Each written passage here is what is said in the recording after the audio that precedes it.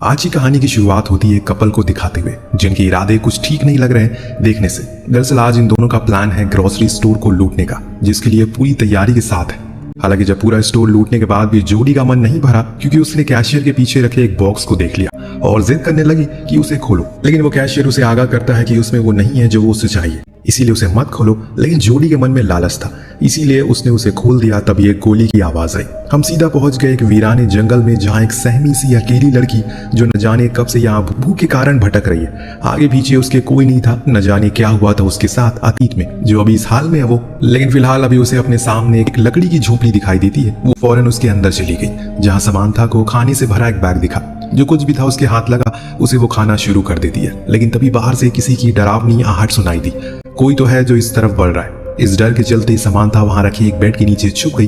तभी वो शख्स अंदर आया। हाथ में उसके एक कुल्हाड़ी थी, पर वो कौन था ये हम नहीं देख सके। उसने अपने खाने का बैग उठाया और चुपचाप चल पड़ा। नीचे छुपी समांथा चुपचाप सहमी सी छुपी रहती है। जब कुछ समय बीत गया तो उसने निर्णय लिया कि अब उसे यहाँ से बाहर निकलना चाहिए, इसीलिए वो फौरन भागने का फैसला करती है। लेकिन तभी अचानक उसकी टक्कर उसी आदमी से हो गई जिसका नाम टॉम था। लेकिन वो उसे कोई नुकसान नहीं पहुंचाता, बल्कि वो तो उसकी मदद करता है। जो देख समांथा उसे माफी मांगती है कि उसने उसके बैग से खाना चुराया, क्योंकि वो 2 दिन से भूखी थी। दरअसल उसकी कार खराब हो गई है बीच रास्ते में, तो उसका हस्बैंड पास के ही पेट्रोल पंप पर गया मदद के लिए, लेकिन अभी तक वो लौटा ही नहीं। इत्तेफाक की बात यहाँ ये थी कि टॉम की कार भी खराब हो चुकी है, बल्कि वो तो यहाँ 3 दिन से फंसा हुआ है। अब ये सुनते ही समांथा घबरा गई और कहा कि उसे जाना होगा अपनी पति के लिए, हो सकता है कि वो आ गया हो। तो टॉम भी उसके साथ जाता है, लेकिन वहाँ कोई नहीं था, इसीलिए दोनों वहाँ एक नोट छोड़ देते हैं। कुछ गर्म कपड़े लेकर वापस उसी झोपड़ी में आ गए। अब रात होने पर यहाँ का तापमान बहुत ज्यादा गिर जाता है, इसीलिए टॉम उसे कंबल ओढ़ने को कहता है जो वो कार से लेकर आई थी। पर उसे ये समझ नहीं आया कि उसका पति उसे ऐसे बीच जंगल में अकेले छोड़कर क्यों चला गया। साथ लेकर भी तो जा सकता था। तो समांथा ने बताया कि वो प्रेग्नेंट है, इसीलिए उसने ऐसा किया होगा। ये सुनने पर टॉम उसके बेड पर सोने को कहता है और खुद जमीन पर सोने की बात करता है। सोने से पहले उसने उसे पीने का पानी दिया, जो कि वो पास में बह रही एक झील से लेकर आया था। लेकिन अजीब बात यह थी कि अगले दिन जब वो वापस गया तो वो झील का नामो निशान ही नहीं था। पर इन्हीं उलझन भरे सवालों को लेकर दोनों सोने के लिए चले जाते हैं। बीच में समांथा को एक बुरा सपना भी आता है, जिससे कि सुबह उसकी जल्दी आंख खुल जाती है। लेकिन आसपास उसे टॉम कहीं दिखाई नहीं देता। बाहर गई तो उसे एक सफेद बालों वाली लड़की बेहोश पड़ी मिली। फौरन वो उसे लेकर झोपड़ी के अंदर आई। इधर टॉम अपनी कार में से कुछ फ्यूल निकालता है ताकि वो उसे समांथा की कार में डाल दे, जिससे वो लोग यहाँ से निकल सके। इधर इस तरह उस सफेद बाले वाली लड़की को होश आता है। तब हम पहचान पाते हैं, अरे ये तो जोडी है, वही ग्रोसरी स्टोर पर चोरी करने वाली लड़की। पर ये यहाँ कैसे आ गई? अब जब उसने समांथा को देखा, सोचा कि ये कोई गलत औरत है और ये जगह उसी की है। तो समांथा ने उसे पूरी दास्तान बताई, लेकिन अब भी उसे उस पर यकीन नहीं हो रहा है, इसीलिए गुस्से में वो झोपड़ी से बाहर चली गई। इस दौरान टॉम फ्यूल लेकर आ रहा होता है तो अचानक 2 बारी गोली चली, जिससे वो इतना ज्यादा डर जाता है कि उसके हाथ से वो फ्यूल गिर जाता है। उसने आवाज लगाई, क्या कोई आस पास है? पर यहाँ कोई नहीं था, इसीलिए वो वापस आ गया।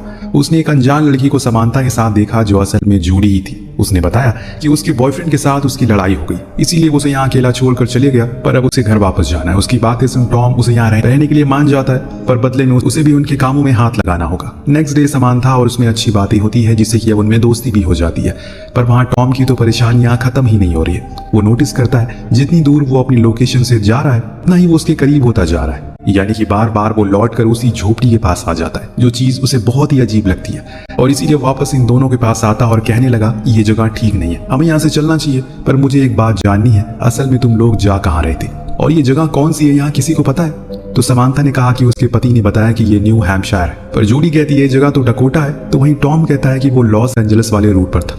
इन सब बातों के बाद अब ये समझ चुके हैं कि ये बहुत बड़ी मुसीबत में है, और इसीलिए टॉम ने मन बनाया कि वो लोग कल सुबह जितनी दूर जा सकते हैं उतनी दूर जाएंगे, ताकि किसी की मदद ले सके या फिर कुछ और तरीका निकाल सके इस जगह से बाहर निकलने का। रात होने पर जोडी और टॉम दोनों एक साथ एक बड़ा ही अजीब सपना देखते हैं, जिसमें उन्हें कोई इंजेक्शन लगा रहा है, और कुछ इसी तरह का समांथा का भी था, जिसमें वो दर्द से कर्रा रही है। खैर सुबह हुई तो ये लोग अपना सामान समेट कर चलना शुरू करते हैं। समांथा और जोडी के बीच बातें होती है, जिसमें वो उसे अपने अतीत के कुछ पन्ने साझा करती है, जैसे कि उसकी माँ उसे जन्म देते ही मर गई, तब से वो अनाथ आश्रम में पली बड़ी है। तभी अचानक उसके पैर पर एक चीज टकराई और वो गिर पड़ी। उसी समय उसके जेब से पैसों की गड्डी गिरी, जिसे देख टॉम अचंभित हो गया और जल्दी पूछा कि इतने पैसे तुम्हारे पास कहाँ से आए? जवाब में कहा कि ये उसकी खुद की सेविंग है, जो उसने अपने बॉयफ्रेंड के साथ रखी थी, पर जाते टाइम उसने उसे ले ली।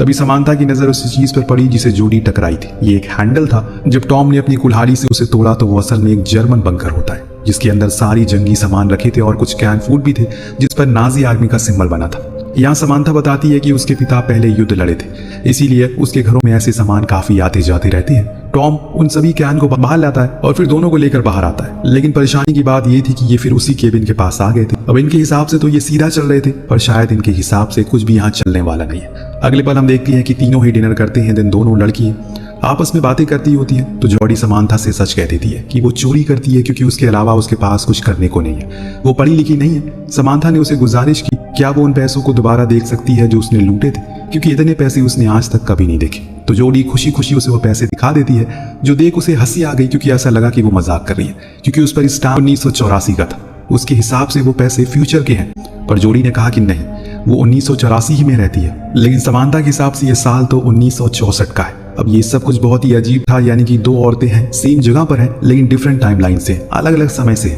अब जब टॉम आया तो उसे भी यही सवाल किया गया कि वो किस साल से है, तो वो कहता है कि वो 2011 से है। अब ये सुनने के बाद उन दोनों ने अपनी पूरी कहानी बताई। पहले तो टॉम को ये सब मजाक लगा, लेकिन उनके शब्दों के भारीपन को देखते हुए वो समझ गया कि जरूर कुछ तो गड़बड़ है। इतने में अचानक बाहर से गोली चलने की आवाज आई। कौन बार बार गोली चला रहा है? जब देखा गया तो पता चला कि वो कोई अनजान शख्स है जिसके हाथ में बंदूक है। इन्हें मदद की जरूरत थी, इसीलिए वो बाहर आया। उसे कहने लगा कि वो लोग मुसीबत में हैं, पर वो आदमी जर्मन में कुछ बोलने लगता है जो वो समझ नहीं पाया, लेकिन इतना वो समझ गया कि वो उस कुल्हाड़ी को फेंकने को कह रहा है। इसीलिए उसने वही किया। जब उसकी आंख खुली तो अगले क्षण वो तीनों ही कैद थे और वो जर्मन गायब था। अब उन्हें कहीं ना कहीं ये समझ आने लगा है कि हो सकता है कि उन्हें समय यात्रा की हो। वो तीनों ही कैद थे और वो जर्मन गायब था। तो सुन सबसे पुराने सन की समांथा ने पूछा क्या 2011 तक समय यात्रा मुमकिन हो चुकी है? तो टॉम कहता है कि नहीं, ऐसा कुछ नहीं बना था। थोड़ी देर बाद वो जर्मन लौट कर आया तो टॉम की रस्सियों को खोल दिया, फिर बाहर ले जाकर उसे खूब मारा पीटा। दिन अंत में उसे एक पेड़ से बांध दिया। फिर वो अंदर आया और उन लड़कियों से पूछने लगा कि वो कौन है और कहां से आई है। तभी उसकी नजर जॉडी के लॉकेट पर पड़ी, जिसके बारे में वो उसे पूछने लगा। सिर्फ समांथा ही थी जिसे जर्मन आती है, इसीलिए वो उसे समझाती है कि वो लॉकेट उसकी माँ का है और वैसे ही सेम उसके पास भी है। तब वो जर्मन नागरिक गुस्से में अपने गले में पहना वही सेम लॉकेट दिखाता है जिसमें एक औरत की तस्वीर थी जो हूबहू समांथा की माँ की तरह लग रही है। चीजें अब धीरे धीरे करके और परेशान करने लगती है, लेकिन आप बने रहिए क्योंकि इसका अंत आपको हिला कर रख देगा। अब वो दोनों लड़कियों को लेकर बाहर आता है तो समांथा टॉम से पूछती है क्या उसके पास भी ऐसा कोई लॉकेट है, लेकिन वो इनकार करता है। इस बीच वो अनजान आदमी ये भूल चुका था कि टॉम ने खुद की रस्सी खोल ली है। अगले पल अब उस हाल में है जिस हाल में उसने इन तीनों को रखा था, पर वहीं खड़ी ये तीनों अपनी ही कश्मकश में डूबे हुए हैं, क्योंकि कहीं ना कहीं उन्हें ये गुत्थी सुलझती हुई नजर आ रही है। समांथा का कहना था कि उस आदमी के पास जो लॉकेट है उसमें जो तस्वीर है वो उसकी माँ की है, और टॉम ये मानने को राजी नहीं था। पर जब जॉडी ने कहा कि वो तस्वीर वाली औरत उसकी नानी है तो उसके तो होश उड़ गए। यहाँ उस अनजान आदमी का नाम भी पता चलता है जो हमें समांथा बताती है। उसका नाम था जो असल में उसके पिता थे। पर सिर्फ यही नहीं, जब समांथा ने जॉडी से उसकी जन्म की तारीख पूछी तो उसने बताया कि 3 जून 1964। ये वही तारीख थी जिस दिन जॉडी की माँ की मृत्यु हुई थी, अपनी बेटी को जन्म देते हुए। और वो बेटी कोई और नहीं बल्कि खुद जॉडी ही थी। क्यों आपको शौक लगा ना? अब पूरे केबिन में शौक का मातम पसरा हुआ है। बात ही कुछ इस तरह सामने आई है। सभी के होश उड़ चुके हैं। समांथा को जब पता चला कि उसका पति असल में युद्ध में मारा गया तो वो रोते हुए केबिन से बाहर चलेगी। लेकिन सिर्फ यही नहीं, यहाँ एक और राज से पर्दा उठता है। बाहर बैठा टॉम जॉडी को बताता है कि वो असल में उसकी माँ एक चोर थी, पर वो उसकी इस बात को नकार दी क्योंकि उसके पास ऐसा कोई लॉकेट नहीं था। पर उसका कहना था कि उसके पास सेम लॉकेट है, पर वो अभी उसके घर पर है। वो बताता है कि उसकी माँ एक चोर थी जो अपने पति केविन के साथ शहर के गैस स्टेशन ग्रोसरी स्टोर को लूटा करती थी। लेकिन एक दिन उन्होंने खुद अपने पति को मार डाला, जिसके जुर्म में उन्हें फांसी हो गई। ये एक कड़वा सच था जो असल में हकीकत थी, पर ये चीज जॉडी सुन नहीं पाती है और वो भी केबिन से बाहर आ जाती है। बाहर बैठी उदास समांथा के पास उसकी बेटी जॉडी गई। अब वो एहसास कुछ अलग है। पहले वाली चीज खत्म हो चुकी है, क्योंकि समांथा को जब से पता चला कि वो अपनी बेटी को जन्म देते मर जाएगी, उसकी तो मानो दुनिया ही उजड़ गई। लेकिन वो खुश है क्योंकि उसकी बेटी जिंदा है और उसके नाना नानी उसका ख्याल रखेंगे बाद में। लेकिन जॉडी ने बताया कि नाना नानी उस पर बहुत अत्याचार करते हैं और हमेशा भूखा रखते हैं, इसीलिए उसने बचपन में ही उसे घर छोड़ दिया। ये सुनने के बाद वो रोने लगी और फौरन केबिन में आकर हैंसमैन यानी कि अपने पिता को सारी बात समझाई और फिर उसे फ्री करने की कोशिश में लग गई। पर टॉम उसे ऐसा करने से मना करता है क्योंकि वो खतरनाक हो सकता है। पर समांथा को यकीन है कि उसके पिता उसे कुछ नहीं करेंगे। लेकिन जैसे ही वो फ्री हुआ, अपनी बंदूक और कपड़े लेकर भाग गया वहां से। इस बीच समांथा को फिर से अपना वही डरावना सपना याद आता है जब वो अपने बच्चे को जन्म देते हुए मर गई थी, क्योंकि उस समय एडम यानी कि उसका पति जंग में था और घर पर एम्बुलेंस लेट पहुंची।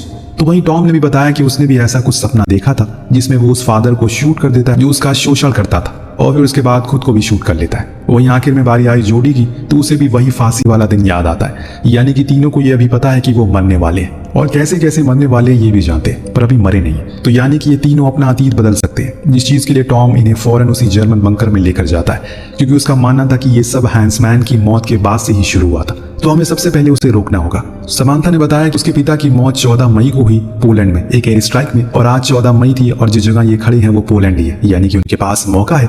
टॉम ने दिमाग लगाया और बताया कि अगर हैंसमैन की मौत नहीं होगी तो उसकी बीवी यानी कि समांथा की दूसरी शादी नहीं करेगी, जिसका मतलब ये होगा कि वो घर पर होगा और तब वो समांथा को लेबर पेन के दौरान हॉस्पिटल ले जा सकेगी। इसीलिए वो फौरन हैंसमैन को ढूंढने निकल जाता है जो केबिन में रेडियो से कनेक्शन बना रहा था, पर वो खराब था। तो समांथा ने उसे एयर स्ट्राइक के बारे में बताया, पर वो उसकी एक नहीं सुनता और भागने लगता है। तब टॉम उसे रोकने की भरपूर कोशिश करता है, लेकिन इसी में एक भयानक गलती हो जाती है। हैंसमैन ने गोली चला दी जो जाकर लगती है सीधा जोडी को। वो तो भाग जाता है, लेकिन ये दोनों घायल जोडी को लेकर केबिन में आते हैं। टॉम अब बहुत ही ज्यादा परेशान था, क्योंकि अगर जोडी मर गई तो वो कभी पैदा ही नहीं हो पाएगा। मुझे उसे किसी तरह करके रोकना होगा, इतना बोलकर वो हैंसमैन को पकड़ने के लिए चला जाता है। इधर समांथा अपनी बेटी को जिंदा रखने की पूरी कोशिश करती है। इसीलिए ईश्वर ने कभी किसी इंसान को ये ताकत नहीं दी कि वो खुद के अतीत को कल को देख सके, वरना वो कुदरत की बनाई चीजों से छेड़छाड़ करना शुरू कर देगा, जिसका अंजाम बहुत ही भयानक हो सकता है। टॉम ने हैंसमैन को ढूंढ तो लिया, लेकिन वो हर बारी उसके चंगुल से भाग जाता है। लेकिन उसे एक बात देखी, वो कहीं भी भागे बार बार उसी केबिन के पास आ रहा था। इसीलिए वो भी अब उसी केबिन के पास चला गया जहां दोनों आमने सामने थे। हैंसमैन उस पर कई गोलियां चलाता है, लेकिन एक भी गोली उसे नहीं लगती, क्योंकि अब टॉम का वजूद ही खत्म होता जा रहा है। जोडी की आखिरी सांसों की तरह जैसे जैसे उसकी आत्मा उसके शरीर को छोड़ रही है, टॉम खुद का अस्तित्व खोता जा रहा है। और फिर एक पल वो भी आता है जब वो पूरी तरह से गायब हो जाता है, क्योंकि जोडी मर चुकी है। पर समांथा को अब ये देख अपने पिता पर बहुत गुस्सा आता है। उन्होंने खुद के साथ साथ अपने आने वाली पीढ़ी की भी जिंदगी को मुश्किल बना दिया। इतना सब कुछ होने के बाद अब जाकर हैंसमैन को उसकी बातों पर यकीन आता है। लेकिन अब क्या, अब तो बहुत देर हो चुकी है।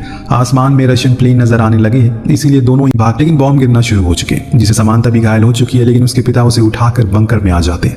अब धीरे धीरे करके समांथा का वजूद भी खत्म होता जा रहा है, क्योंकि हैंसमैन ने खुद को बचा जो लिया, वो उस समय नहीं मरा जिस समय वो पहले मरा था। यानी कि अब सब कुछ सही हो जाएगा, लेकिन एक चीज अभी भी नहीं बदलेगी। वो क्या था आपको कुछ देर में पता लग जाएगा। सीन शिफ्ट होकर पहुंचता है फिर से उसी समय में जिसमें कहानी की शुरुआत हुई थी, लेकिन इस समय चीजें काफी बदली है। जोडी उसी ग्रोसरी स्टोर पर जाती है, लेकिन एक अलग अवतार में, एक अमीर और पढ़ी लिखी लड़की बनकर। लेकिन जब वो वहां से बाहर निकली तो उसे केविन दिखा, जो अपनी दूसरी गर्लफ्रेंड के साथ वही काम को अंजाम देने वाला है, पर एक नई गर्लफ्रेंड के साथ, जिसका मतलब ये है टॉम कभी पैदा ही नहीं होगा, क्योंकि जोडी केविन कभी मिले ही नहीं। और ऐसा इसलिए हुआ क्योंकि समांथा अभी जिंदा है, जिसे हम अगले सीन में देखते हैं, जिसके हाथ में अपने पिता की अस्थियां हैं, जिन्हें मान सम्मान के साथ उसने श्रद्धांजलि दे दी 1964 में। अंत में हम फिर से उसी स्टोर में देखते हैं जहां केविन की नई गर्लफ्रेंड अमेली ने सब कुछ लूट लिया, लेकिन अंत में उसकी भी लालच खत्म नहीं हुई और उसकी नजर कैशियर के पीछे रखे उस बॉक्स पर पड़ी, जिसे खोलने को उसने कहा, लेकिन कैशियर ने उसे आगाह किया अगर वो अंदर गई तो अब कुछ भी नहीं सुधर पाएगा। पर वो नहीं मानी और बूम में गोली चली, जिसके साथ ही कहानी का यही पर अंत होता है। दोस्तों, ये एक बहुत ही कमाल की कहानी है जो हमारे और आपके दिमाग को पूरी तरह से घुमा कर रख देती है। कहानी कैसी लगी हमें कमेंट करके जरूर बताएगा। मिलते हैं अगले वीडियो में। Thank you so much watching. Peace out.